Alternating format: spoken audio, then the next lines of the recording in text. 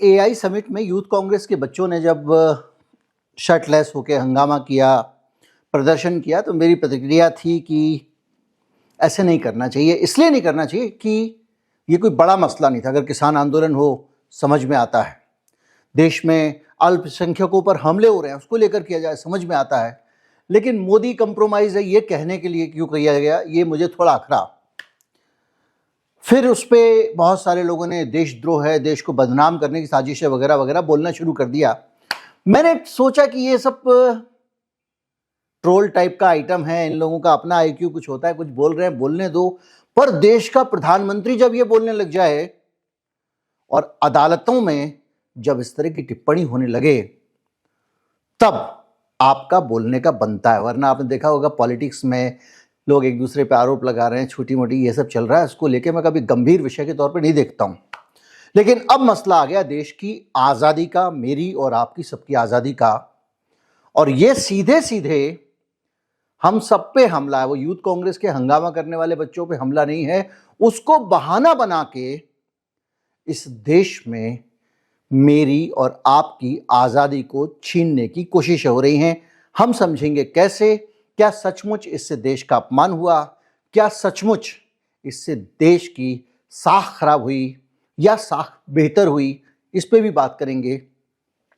आप देख रहे हैं knocking-news.com का यूट्यूब चैनल। मैं हूं गिरिजेश वशिष्ठ।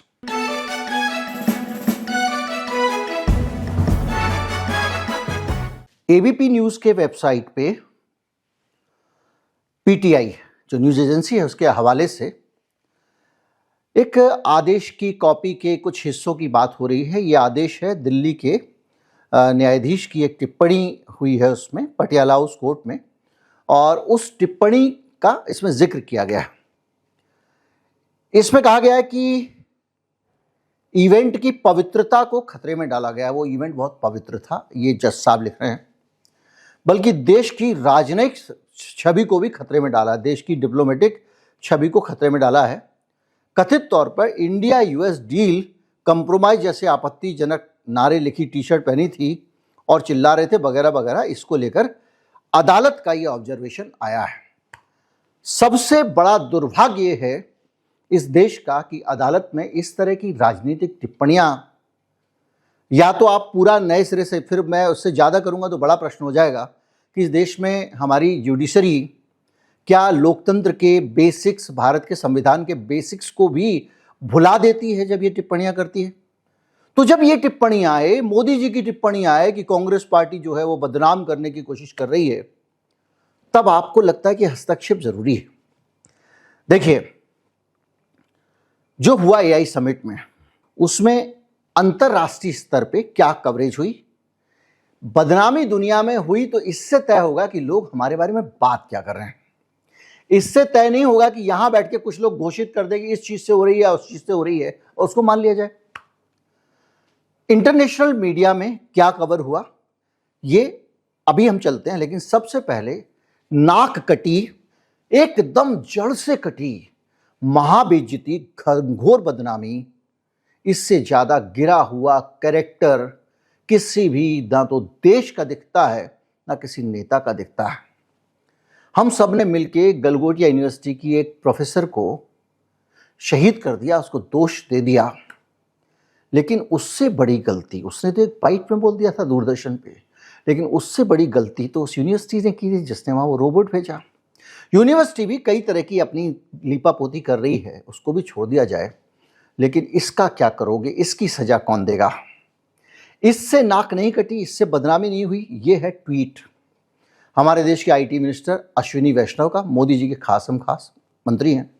ट्वीट लगा, यहां पे देख लीजिए आप। मंत्री जी लिख रहे हैं कि ये जो हुआ है समिट में, ये जो कुत्ता आया है लोहे वाला, ये बताता है कि भारत कैसे एआई की दुनिया में आगे बढ़ रहा है, ये बढ़ रहा है, वो बढ़ रहा है। चीन की तरफ से आपत्ति आई, भाई हमारा कुत्ता यार, हमने बनाया है। तब झटपट पे आपने ट्वीट डिलीट किया। तो इससे नाक नहीं कटी। नाक इससे भी नहीं कटी कि दुनिया भर से जो स्टार्टअप वाले उद्योगपति आए थे, एआई के एक्सपर्ट आए थे, आईटी के लोग आए थे, मोदी जी की सुरक्षा हो सके इसलिए सड़कें सारी बंद कर दी गई थी। दिल्ली आमतौर पे जब जहां मोदी जाते बंद कर दी जाती है। जब वो बीजेपी के दफ्तर में जाते हैं, पूरा वो इलाका दिल्ली का बंद रहता है। रेलवे स्टेशन लोग ट्रेन छूट जाती हैं लोगों की, रोज का है ये कहानी। तब नाक नहीं कटी कि वो पैदल जा रहे हैं प्रगति मैदान से रात को 11 बजे, क्योंकि रास्ता बंद है, उस पर कोई गाड़ी नहीं आ सकती, लोगों ने दिखाया। तब नाक नहीं कटी जब आईटी प्रोफेशनल्स को आपने घुसने नहीं दिया। आप प्रगति मैदान में घुसने नहीं दे रहे हैं उनको कह रहे हैं कि भाई पहले लैपटॉप नहीं लेके आओ, क्यूआर कोड आपका काम नहीं कर रहा है, कौन सा मंडप कहां पे, कहां कौन सी चर्चा हो रही है, कोई बताने वाला नहीं। दुनिया भर के प्रतिनिधि आए हैं, धक्के खा रहे हैं, आपकी नाक नहीं कटी। आपके यहां पे पुलिस वाला कह रहा है कि भाई साहब आपकी गाड़ी की चाबी फेंक दो, अंदर नहीं आने देंगे, आपकी नाक नहीं कटी।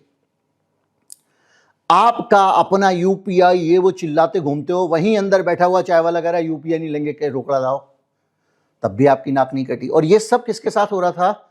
दुनिया भर से जो लोग मेहमान आए थे, जम के दिल्ली के होटलों ने मुनाफाखोरी की। एक एक होटल का रूम 2.5-3 लाख रुपए एक दिन का बिका। उन विदेशी मेहमानों ने ये महंगे होटल के रूम लिए, तुम्हारी नाक नहीं कटी। भक्तों, मैं कभी ये शब्द इस्तेमाल बहुत सोच समझ के करता हूं, कुछ शर्म करो। भारत सऊदी अरेबिया नहीं है। भारत को अच्छी डेमोक्रेसी में माना जाता है, और इस देश में अगर बच्चों ने उस प्रोटेस्ट किया वहां पर, तो पवित्रता भंग नहीं हुई है, शील भंग नहीं हुआ है उस आयोजन का। उस आयोजन की गरिमा बढ़ी है, क्योंकि भारत के लोग प्रदर्शन करते हैं तो लगता है कि डेमोक्रेसी जीवंत है। और ये मैं नाटक नहीं कर रहा हूं, और कांग्रेस पार्टी की तरफ से भी वकालत नहीं कर रहा हूं। आईसीई के खिलाफ पूरे अमेरिका में प्रदर्शन हो रहे हैं, वहां के राष्ट्रपति के खिलाफ प्रदर्शन हो रहे हैं, वहां की संसद ने बजट पास नहीं किया है। जिन लोगों को देश से निकाला जा रहा है, तुम तो कहोगे यहां से घुसपैठिए हैं, वहां पर वो कह रहे हैं कि ये जो इस देश में लोग आए हैं इनको सम्मान के साथ निकालो। अत्याचार कर रही है तुम्हारी पुलिस, सड़क पे उतरे हुए लोग। इससे आपकी नजर में अमेरिका का सम्मान कम हो गया क्या? पिछले दिनों इजराइल के समर्थन में अलग अलग यूनिवर्सिटीज में अलग अलग जगह पे लोग प्रदर्शन कर रहे थे अमेरिका में, तो क्या नाक कट गई थी? रूस के खिलाफ जब खड़ा हुआ फ्रांस, खड़ा हुआ जर्मनी, पूरे जनता सड़कों पर उतरी हुई थी, तो क्या उनका मान सम्मान कम हो गया? क्या देश में डेमोक्रेसी का मतलब भूल चुके हो तुम? तुम किसी भी पद पे पहुंच जाओ, कहीं भी प्रतिष्ठित हो जाओ, जज बन जाओ, मंत्री बन जाओ, प्रधानमंत्री बन जाओ, अगर तुमको बेसिक्स नहीं पता है, अपने संविधान के बेसिक्स नहीं पता हैं, आपको इसमें गरिमा खंडित होती दिखती है, पवित्रता एआई समिट की। उस एआई समिट की पवित्रता जहां खड़े होकर झूठ बोला जा रहा है, थर्मोकोल के हवाई जहाज को इनोवेशन बताया जा रहा है, वो सारी चीजें आपकी नाक कटवा रही हैं या बच्चों का प्रोटेस्ट कटवा रहा है। अब आप कहोगे ये आपने तय कर लिया, इससे कटेगा उससे नहीं कटेगा, तो मैं आपको लेके चलता हूं दुनिया भर के मीडिया ने क्या कवर किया। जब तक ये ना पता हो तब तक नाक किससे कटी है ये पता नहीं लगाया जा सकता।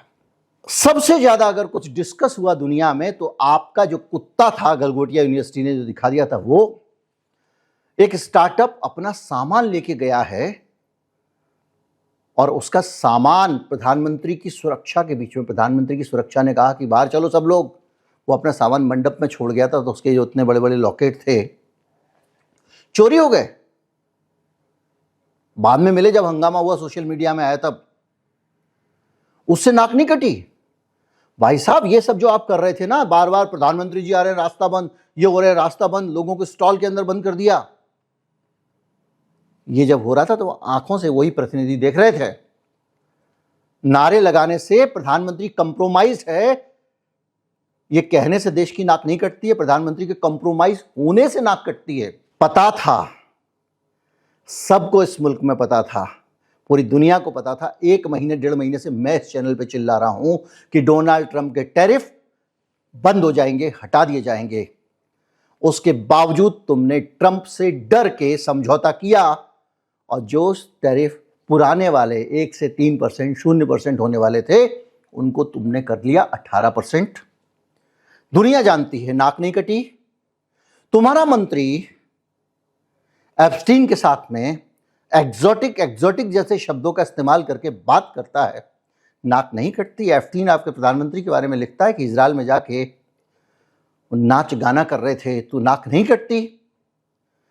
विरोध प्रदर्शन करने से, असहमति जताने से, प्रधानमंत्री के अमेरिका के चरणों में समर्पण करने का विरोध करने से देश की नाक कैसे कट गई भाई? तो केवल गलगोटिया के कुत्ते की ही चर्चा हुई हो ऐसा नहीं है। मैं आपको बताता हूं दुनिया के मीडिया ने क्या लिखा। राइटर्स ने लिखा कि उद्घाटन दिवस पे लंबी कतारें, ओवर क्राउडिंग, अपर्याप्त साइनेज, ये बताने के लिए भी जगह नहीं थी कि दाएं जाएं कि बाएं, और असंगत प्रवेश प्रक्रियाएं इतनी खराब थी कि लोग अपनी जगहों पर पहुंच नहीं पाए जहां जाना चाहिए था। राइटर्स का मतलब जानते हैं? सैकड़ों न्यूज संस्थानों ने पूरी दुनिया के राइटर्स की सेवा ली हुई है। उसकी भेजी हुई खबरें अपने आप प्रकाशित होती हैं हजारों जगहों पे। आपकी नाक नहीं कटी। मैं इसी आईटी समिट की बात कर रहा हूं। एक भी प्रश्न उठे तो इससे ये पता लगता, ये लिखा है कि इतने बड़े वैश्विक आयोजन को आयोजित करने में भारत अक्षम है। नाक यहां कटी थी। राइटर्स ने बताया कि मिश्रित सुरक्षा जांचों और क्यूआर पास की गलत व्यवस्थाओं ने सम्मेलन के संचालन का सत्यानाश कर दिया। यह लिख रहा है दुनिया का मीडिया, एसोसिएटेड प्रेस, एपी। उसने लिखा कि गलगोटिया यूनिवर्सिटी ने चीन के बने हुए यूनिटरी गो-टू रोबोट डॉग को अपना इनोवेशन बताकर प्रदर्शित किया। और सिर्फ उसने ही नहीं किया, मंत्री ने ट्वीट किया, ये हमारा है। ट्वीट की मैंने कॉपी लगाई है।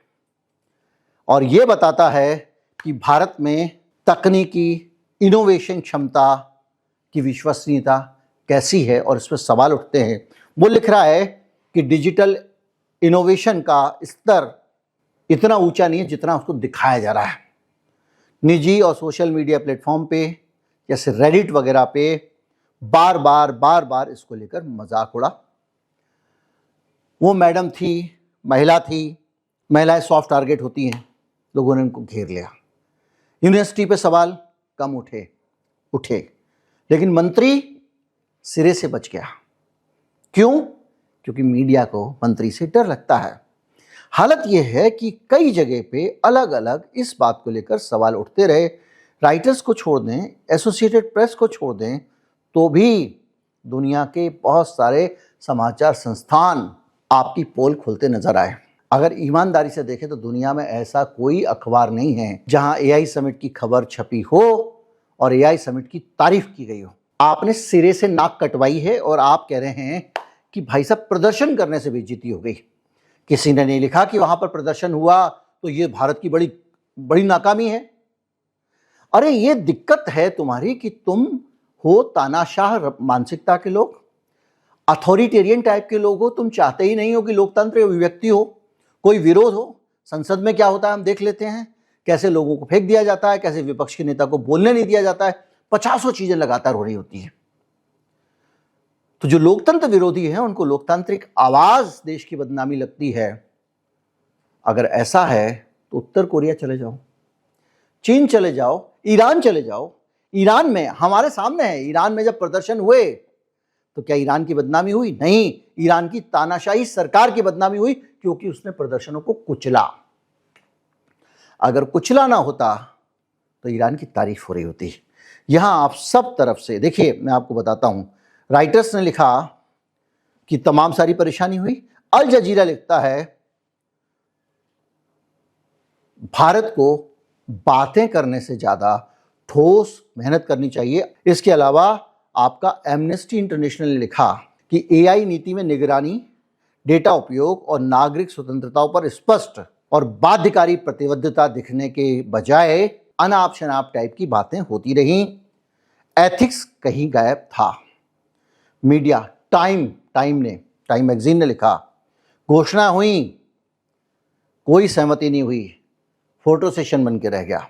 हर जगह देखिए आप, एक किसी भी मीडिया संस्थान में चले जाइए, हर मीडिया संस्थान के कवरेज में हर जगह पाकिस्तान वालों ने तो जो किया है उसका मैं जिक्र करके पाकिस्तान के मीडिया को यहां बढ़ावा देना नहीं चाहता हूं, पर पाकिस्तान में इतना मजाक उड़ा है। नाक असली कटी है, लेकिन कहीं पर भी इन बच्चों के टी शर्ट उतार के प्रदर्शन करने से नाक नहीं कटी। मैं फिर कहता हूं, मैं इस प्रदर्शन को ये मानता था कि ये इस तरह का विरोध प्रदर्शन कुछ ज़्यादा गंभीर मसलों पे होना चाहिए। अगर आप पॉलिटिकल मामलों पे इस तरह के प्रदर्शन करने लगेंगे तो गंभीर मसलों पे जब ये प्रदर्शन होंगे तो लोगों को आदत पड़ चुकी होगी। हिंदुस्तान में जब हद से ज़्यादा अन्याय गुजर जाए तब ऐसे प्रदर्शन बहुत ज़रूरी हो जाते हैं। किसान आंदोलन हुआ था, उस आंदोलन के समर्थन में उस दौरान ये प्रदर्शन होने चाहिए थे। अगर होते तो ज़्यादा अच्छे लगते हैं। मोदी कंप्रोमाइज़ है, ये कहना उस एआई समिट में जाके बहुत फर्क नहीं डाल रहा है। इसको आप सोशल मीडिया पे रखिए, इसको आप संसद में रखिए, दूसरी जगहों पे रखिए, लेकिन जब अल्पसंख्यकों को, एक आदमी को कहा जाता है तू अपनी दुकान में बाबा नहीं लिख सकता क्योंकि तू मुसलमान है, तब ये प्रदर्शन होने चाहिए। प्रदर्शन तब ये होना चाहिए जब हिंदुस्तान में ठेकेदारी प्रथा होती है, मजदूरों को प्रदर्शन तब होना चाहिए जब बहुत सारे देश के नौजवान, उनको नौकरी नहीं मिल रही है। दुर्भाग्य देखिए कि देश के नौजवान को काम नहीं मिल रहा है और जिस सरकार का काम रोजगार सृजन कर रहा है वो कर नहीं पा रही है। बच्चों को शिक्षा मिल नहीं पा रही है क्योंकि शिक्षा महंगी कर दी गई है और उस देश के बच्चों को ये समझाया जाता है कि तुम्हारे बाप ने तुम्हारे लिए कुछ नहीं किया। करना सरकार को था, लोग बाप को दोष दे रहे हैं, घरों के अंदर आग लगा रहे हैं और इसके खिलाफ आवाज उठनी चाहिए थी। लेकिन इस पे भी उठ गई तो कोई बात नहीं, लोकतांत्रिक देश है, बच्चों ने आवाज उठा दी। पर उसको देशद्रोह, देश को बदनाम करने की साजिश, पवित्रता समाप्त हो गई उसकी। ये तो हद है भाई। अजब तरीके से एक तानाशाही व्यवस्था लाई जा रही है और जब इतना सब कहा जाता है तो चुप भी आप कब तक बैठिएगा। वीडियो को ज़्यादा से ज़्यादा लोगों तक पहुंचाएं, चैनल को सब्सक्राइब कर लें। लोगों को पता होना चाहिए कि नाक कटवाने वाले असली लोग कौन हैं, देश का अपमान किन की हरकतों के कारण हुआ। चलते चलते बता दूं, वो जो चैट जीपीटी का जो मालिक आया था उसका हाथ पकड़ के मोदी जी ने उठाया था, उसके चेहरे पे क्या एक्सप्रेशन थे, वीडियो सबने देख लिया होगा। ये जो जबरदस्ती गले पड़ो कार्यक्रम है, आज ही किसी ने एक फोटो डाला कि राष्ट्रपति जी खड़ी हुई हैं, उनका कोई सम्मान ही नहीं, उनके आगे से हाथ डाल के लोग ऐसे हाथ मिला रहे हैं।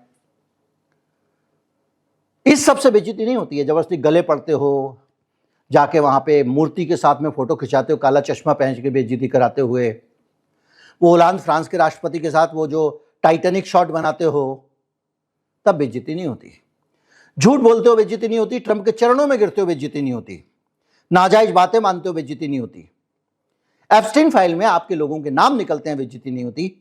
प्रदर्शन करने से बेइज्जती हो रही है क्योंकि वो लोकतंत्र है और लोकतंत्र को आप बर्दाश्त नहीं कर सकते तो बदनाम कर रहे हो।